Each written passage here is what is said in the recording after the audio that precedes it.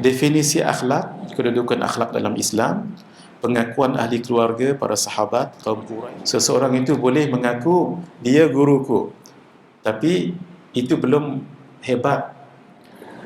Saya kadang-kadang dijemput orang untuk cerita tentang Nabi sallallahu alaihi wasallam, terutama sekali tentang akhlak Nabi. Secara jujur agak perlu mujahadah juga. Kenapa? Sebab saya wallahu alam bisawab belum jumpa lagi buku yang agak lengkap cerita tentang akhlak Nabi, tentang penyabarnya Nabi, penyantunnya Nabi, seorang yang sangat berhikmah, muamalah Nabi dengan zaujat, dengan isteri-isteri, dengan para sahabat, orang miskin, demikian even dengan orang kafir, even dengan musuh-musuh Islam, demikian dengan binatang dan macam-macam. Mana? Jadi saya pun kumpul hadis-hadis. Dalam kitab ini ada 600 lebih hadis. Dalam kitab ini tentang akhlak Nabi sallallahu alaihi wasallam. Saya sebut dahulu apa akhlak itu, takut tak ada. Definisi akhlak, kedudukan akhlak dalam Islam, pengakuan ahli keluarga, para sahabat, kaum Quraisy dan pemimpin lain tentang kemuliaan akhlak Nabi. Ini mahal. Seseorang itu boleh mengaku dia guruku, tapi itu belum hebat kalau tidak diakui oleh guru. Nah, kalau dia mengaku dia guruku, ya mungkin saja, tapi itu satu dakwaan. Tapi kalau guru mengatakan dia anak muridku, ini satu kemuliaan. Sama. Nah, kalau akhlak kita ini dipuji oleh seseorang, itu masya-Allah. Especially siapa? Isteri kita. Kalau yang puji itu isteri, masya-Allah tu. Kalau yang puji akhlak kita, sama-sama jamaah masjid, AJK masjid, anak-anak murid, itu biasa tu. Itu biasa. Tapi siapa yang tengok akhlak kita di rumah ketika mandi dalam bilik air? Siapa? Siapa yang bersama dengan kita puluhan tahun dekat rumah tu? Macam mana dia balik daripada tugasnya, macam mana dia nak minta ayak kopi, roti canai, macam mana kalau anak-anaknya buat hal, lagu mana? Siapa tahu semua ni? Kalau tidak, isteri. Sebab itu penceramah, kalau berceramah, jarang bawa isteri. Saya nak buka rahsia malam ni. Termasuk yang di depan ni. Sebab siapa yang tahu hal ehwal di rumah? Kalau tidak isteri. Sebab itu, kalau kita bertamu di rumah orang, usahakan jangan lebih 3 hari 3 malam. Nah, ahlan wa sahlan. Itu slogan Arab tu. Ahlan, sirtal an ahlan lana. La ni, kamu jadi a part and parcel of our family, iaitu sebahagian keluarga kami. Wa sahlan, saral amru sahlan lakum. Urusan mudah, nak makan tak perlu, kami provide, sediakan. Nak tidur, insya-Allah di bilik tidur. Nak mandi ada ayak bunga, ayak panas pun ada. Semua mudah. Itu kata mudah. Ahlan wa sahlan. Tapi jangan lebih 3 hari. Sebab kesabaran tuan rumah itu kita tak tahu. Especially anak dan isteri perempuan. Anak perempuan, isteri terpaksa pakai hijab yang biasanya santai-santai je kat rumah kalau tak ada orang. Ni kita dah mai, mereka terpaksa 3 hari. Sabar. Kalau tak pakai tudung di rumah, sebab sama-sama. Pasal itu jangan lebih 3 hari 3 malam. Sebab kecuali tuan rumah tu minta lebih, tak apa. Kita kalau boleh jangan lebih. Sebab sabak tu mungkin dalam 3 hari lagu tu ya. Masuk hari 4, 1, 2, 3, ahlan wa sahlan. Hari keempat, kelima seterusnya, kata Ustaz Ismail Qamus, ahlan wa sahlan thumma jalan. Sebab tak berapa nak boleh nak sabar. Kerana itu kecuali kalau kita diminta. Nabi sangat sayang kepada umat. Ini saja kalau nak syarah ni 5 jam.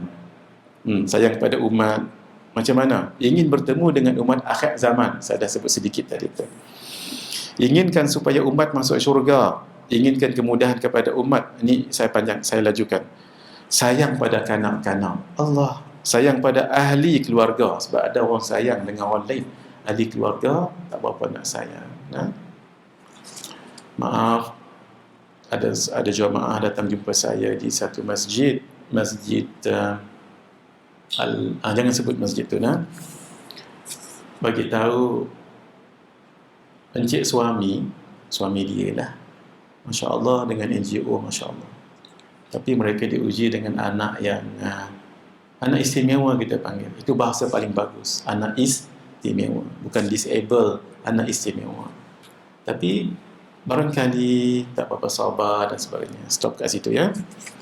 Mudah-mudahan Allah rahmati keluarga ini dan islahkan menjadi lebih baik. Sayang pada kaum kerabat, mengasihi dan memahami perasaan kaum ibu, wanita, sayang pada orang tua, sayang pada orang yang sudah berusia, fakir miskin, sayang pada pemuda, sahabat, binatang, makhluk yang tak bernyawa.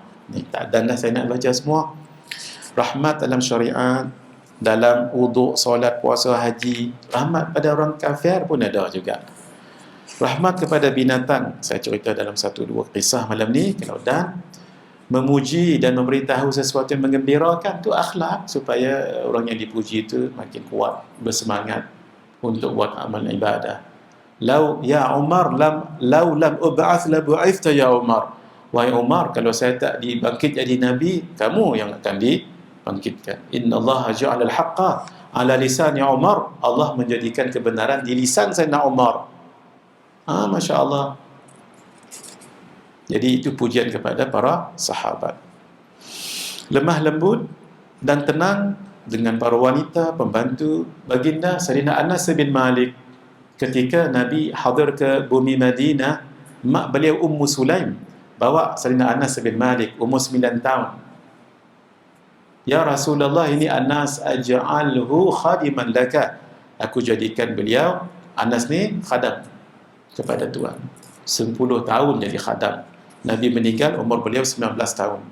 Beliau katakan, tidak pernah Nabi katakan apa yang aku tidak pernah buat. Lima lam taf'al hadha hakadha. Kenapa kamu tak buat begini-begini? Dan tak pernah Nabi komen apa yang saya buat, kenapa kamu tak buat begini-begini? Tak pernah. 10 tahun. Kan kita sabar berapa hari tadi? Ahlan wa sahlan thumma. Ini 10 tahun, bukan 3 hari. Masya Allah. Memaafkan kesalahan orang lain, adil, hikmah, akhlak Nabi dengan isteri. Ini antara tajuk yang panjang saya tulis kat sini. Kalau boleh Kak Ajah beli ni, hadiahkan untuk encik suami. Saya harapkan tuan-tuan puan-puan yang jamaah hadir malam ni, kalau ada rezeki lebih, belilah beberapa naskah, hadiahkan pada ustaz-ustazah, supaya mereka baca ni. Kadang-kadang kita tak larat nak baca banyak sangat, biar ustaz-ustazah baca, dapat pahala kita semua. Ini cara mudah untuk beramal. Kalau adalah Al-Fadhil Ustaz baca kat sini, satu jamaah tahu setiap malam satu hadis, ini semua hadis Nabi, kebanyakannya sahih. Kebanyakannya daripada riwayat Bukhari, Muslim dalam ini. Itu pahala kita, Masya Allah. Akhlak dengan orang kafir.